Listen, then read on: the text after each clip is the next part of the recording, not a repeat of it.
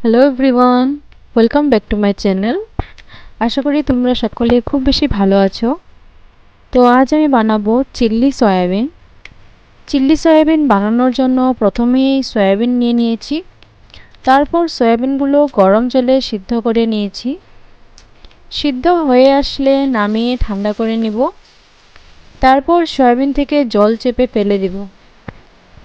জল চেপা হয়ে গেলে সয়াবিনগুলোর মধ্যে এক এক করে নুন, হলুদ গুঁড়ো, কাঁচা লঙ্কা বাটা, আদা রসুন বাটা, অল্প গোলমরিচ গুঁড়ো, কর্নফ্লাওয়ার আর শেষে দুটো ডিম ভেঙে দিয়ে ভালো করে মেখে 30 মিনিট রেখে দিব।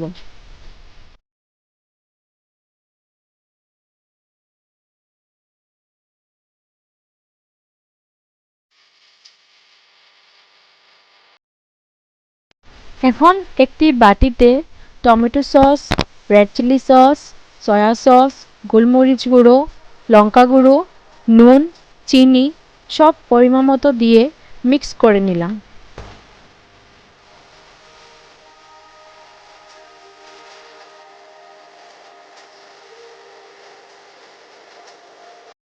এরপর কড়াইতে তেল দিয়ে গরম হতে দিব। তারপর মাঝারি আঁচে মেখে রাখা সয়াবিনগুলো ভেজে নিব।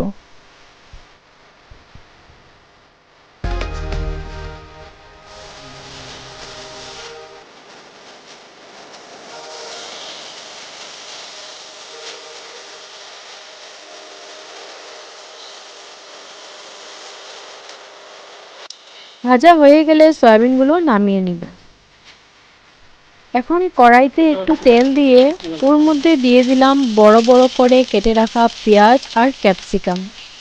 একটু ভাজা ভাজা হলে ওর মধ্যে দিয়ে দিব মিক্স করে রাখা মশলাগুলো আর ভেজে রাখা সয়াবিনগুলো।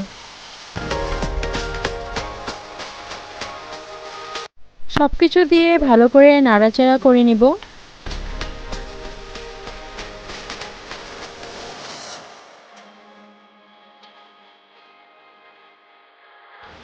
এখন একটি বাটিতে 2 চামচ কর্নফ্লাওয়ার গুলে ওর মধ্যে ভালো করে মিশিয়ে 5 থেকে 6 মিনিট ঢেকে দিলাম।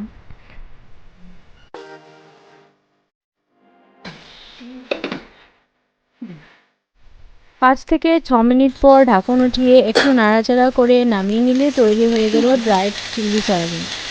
আপনারাও ঘরে ট্রাই করে দেখো, রেসিপিগুলো কেমন হয় প্লিজ কমেন্ট করে জানিও। আজকের জন্য এখানেই শেষ করছি। বাই।